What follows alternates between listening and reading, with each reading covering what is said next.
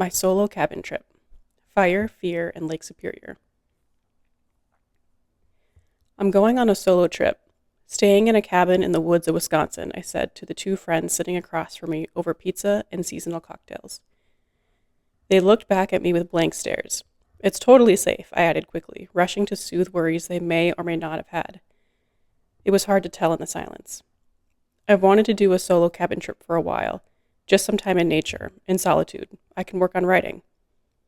I realized I was working overtime to justify my decision to go alone. Okay, one of them said finally. I'm sure that'll be really nice. I let the silence hang for a moment longer before changing the subject. When I told another friend, he said, "Just be careful." He explained that sometimes men will specifically watch for solo women hikers. I nodded, thanked him, and quietly decided I wouldn't be hiking any trails alone. It wasn't that I hadn't thought about the risks. I had. For a long time, I believed I couldn't travel unless I was partnered. It didn't feel safe, and I was convinced I wouldn't enjoy it as much without someone there to share the experience with. And while some of that concern is valid, safety does matter, part of it was a mindset that held me back, protected but stagnant. But now, in some strange way, the fear, still fully present, didn't dull my excitement, it sharpened it. The rolling hills and forest-cradled highways filled me with happiness and told me I was no longer in North Dakota. I completed the 6-hour drive without a hitch, stopping only once in Grand Rapids for gas and a quick break. Kristen, the Airbnb host, was waiting at the cabin to show me around and explain how to use the wood-burning stove. I'd noticed it in the listing photos, how cozy it looked, and had already made a mental note. There is no way I'm operating that thing. I had no experience with real wood-burning fireplaces, and I wasn't particularly interested in burning the whole place down with me inside it. "You have to keep the fire going at all times," Kristen told me. "Otherwise you'll freeze, and the pipes will too." "Oh," I said, "but this isn't the only source of heat, right?" She laughed. Yes, it was. "It's easy," she assured me. "You'll learn." Kristen was bright and cheerful, a beautiful middle-aged woman with long, dark hair tucked beneath a tightly knit, colorfully striped beanie. She looked tough in her chunky black Carhartt jacket and worn-in jeans. She told me she rode a Harley and that she had 6 kids. Her skin still youthful, her eyes lively. "If you need anything, just give me a call or text. I'm staying in Bayfield, about 20 minutes away," she said before heading out. I thanked her. She pulled away in her silver pickup truck. I was alone. I started settling in, unpacking my bags and organizing my things. Even though it was late afternoon, I made myself a cup of coffee. I had a 7 p.m. dinner reservation at the St. James Social Restaurant in town and needed a little pick-me-up after a long travel day. The teal-blue Keurig Kristen had found secondhand groaned as it reluctantly spit coffee into a cream and brown speckled mug from the cupboard above. Steam curled upward as I sipped and got ready, swapping my travel sweats for something dressier and taking my time with my hair and makeup. I wanted to go somewhere nice. I'd never taken myself to a restaurant like this before. It felt like a treat, just for me. I arrived at the restaurant and was seated immediately by a young girl, elementary-aged, I guessed, probably the owner's child. She led me to a small table tucked between 2 other small tables set in front of a long shared bench. 2 couples sat on either side, likely enjoying a Friday night date. The space itself felt warm and lively, blending modern elegance with historic charm. I tried to stay off my phone and just be present, but caffeine on an empty stomach and the winding drive in the dark left me jittery. I couldn't stop scanning for ice, deer, other cars, a cautious alertness that lingered even as I settled into the restaurant's safety. I shifted between checking my phone and taking bites of my butter chicken curry or slow sips of red wine. A text from my friend Olivia lit up my screen, asking how the trip was going. Thank God. We messaged back and forth. I admitted I felt a little awkward sitting alone. She confessed she'd felt the same on a recent solo dinner. I felt seen and a little less anxious. I purchased a bottle of wine to go and made my way back, feeling a little more secure now that I had already traveled these roads once. The night was crisp and clear. Stars winked overhead in the unpolluted sky, framed by tall pines that pierced the blue-black void. Somewhere, very near in the darkness, Lake Superior loomed like a ghost or an ill-kept secret. A massive, moving spirit made of equal parts ferocity and beauty. I would see her tomorrow on the guided ice tour I had booked weeks ago. But first, I had to make it through my first night in the cabin. The log I'd tossed in before leaving had been burned down and hollowed out into a dusty carcass, brittle in its final moments before collapsing into the heap of coals and ash beneath it. I added a few pieces of kindling and waited for them to catch. Taking the poker, I putzed around, irritating the embers so that they hissed back at me. When the small flames finally rose, I laid a larger log on top, only to watch it nearly suffocate them. Ugh, so delicate. More kindling, more poking, stirring, coaxing, until finally the log caught. There she is, a quiet flicker of triumph rising with the flames. I changed into cozy sweats, washed my face, and pulled my hair into a messy bun. Then I poured myself a glass from the bottle of wine I'd picked at dinner, wrapped a thick gray blanket around my shoulders, and settled into the armchair facing the fire. I was tired from the drive, but not worn down. The fire was mesmerizing, and I wanted to soak in the moment for all that it was. As I watched the bright orange glow flicker behind the soot-stained glass of the stove, I thought about the home I had driven 6 hours away from. I wasn't running for my life. I wasn't trying to get away, the way people so often describe their reasons for traveling. It's less of an escape and more of a supplement, in addition to an already content existence. Travel is a welcome current that disrupts routine, keeping me sharp and full of wonder. In many ways, that curiosity has been the rudder, subtly shifting and shaping the course of my life. I stayed up until midnight, reading, journaling, and finishing a glass of wine. Before bed, I added a few more logs to the fire, just as Kristen had instructed. 4 should do it, I thought. As I turned off the lights, I became suddenly aware of just how dark it was outside, and just how alone I was inside. The large picture window behind the bed and the sliding glass door revealed nothing but blackness. No window coverings, just glass between me and whatever was out there. I tried to ignore it, but the moment I slipped under the covers, every true crime documentary I'd ever watched came flooding back. It's always the nice blonde girls, the ones who light up every room, dazzling, charming. I made a mental note to be less charming. I'm near a tiny little town. Those are generally safe. Yeah, the sleepy little towns where nothing bad ever happens until one day. Stop. Kristen had told me she stayed out here alone often in the winter and hosted plenty of solo female travelers. She'd assured me it was safe. Despite my nervous system's best efforts, I eventually drifted off to sleep. When I woke, it was still dark. Quieter now, the loud whooshing of flames I'd fallen asleep to reduced to almost nothing. The room whispered with soft crackles, like the last kernels at the bottom of a popcorn bag. I slipped out of bed and checked the fire. It had completely died. It was only 2 a.m. No, I thought, the one thing I wasn't supposed to let happen. As I crouched in front of the stove, stabbing at the embers, prodding, praying, exhausted and cold, the words from a few of my married friends echoed in my head. I let my husband take care of that, they said, when telling me about their own wood-burning fireplace experiences, whether at home or on vacation. In that moment, I wished that I could rest in the responsibility of someone else, but I couldn't. If I wanted to keep both the cabin and myself from freezing, I needed to get this fire going. I persisted, throwing in kindling, adding more logs, stoking it again and again until it finally roared back to life. After waking up several more times throughout the night, the fire stopped feeling like a fire and started feeling like an infant, one I was responsible for keeping fed and content around the clock. My body became highly attuned to it, its sounds, its slightest drop in temperature, its unhappiness, its constant need for fuel. Even in sleep, I was listening.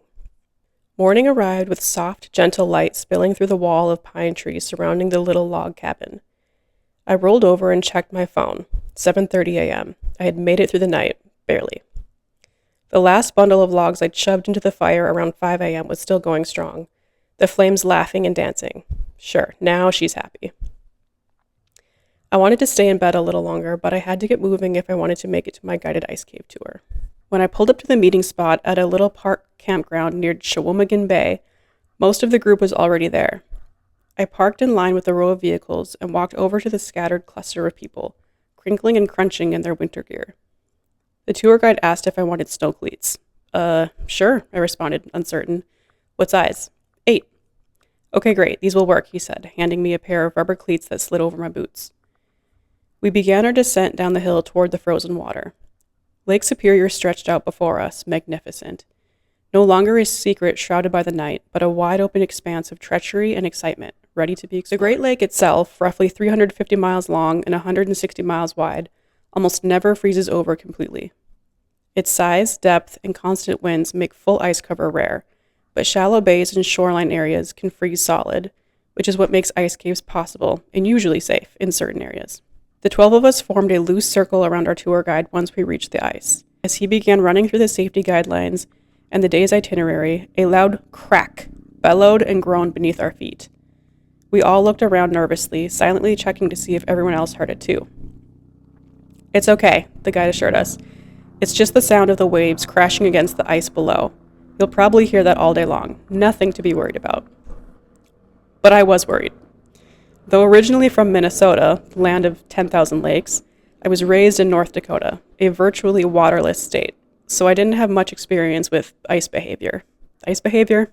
Whatever you want to call it.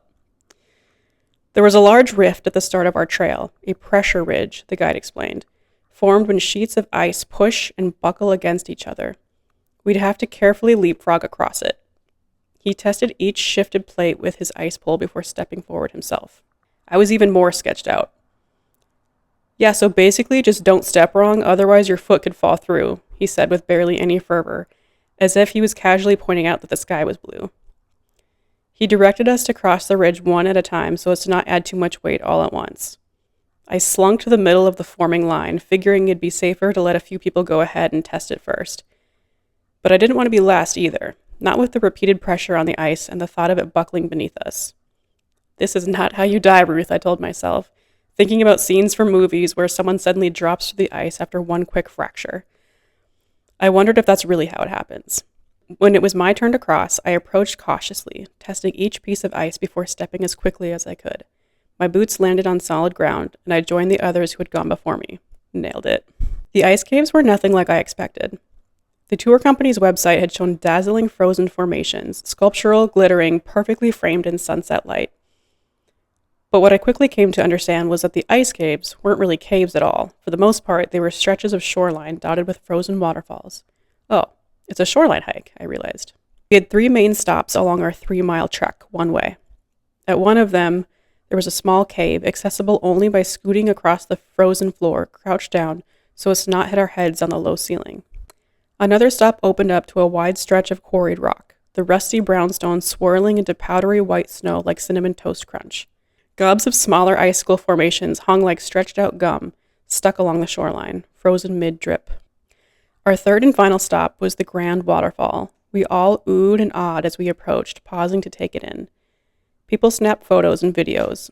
Friends posed for each other, boyfriends captured their girlfriends. I asked a friendly woman I'd exchanged pleasantries with along the trail if she wouldn't mind taking my photo. Of course. I posed in front of the towering waterfall, and she asked if I'd do her the same courtesy. Despite the ice cave tour being more of a walk across Lake Superior, I thought it was a really great hike. 6 miles total, weighted down by heavy boots and thick snow pants, trudging through snow and stepping tensely across brittle patches of ice.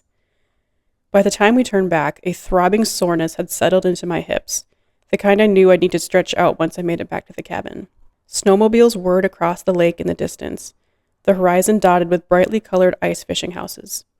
We took small breaks along the way, waiting for others to catch up.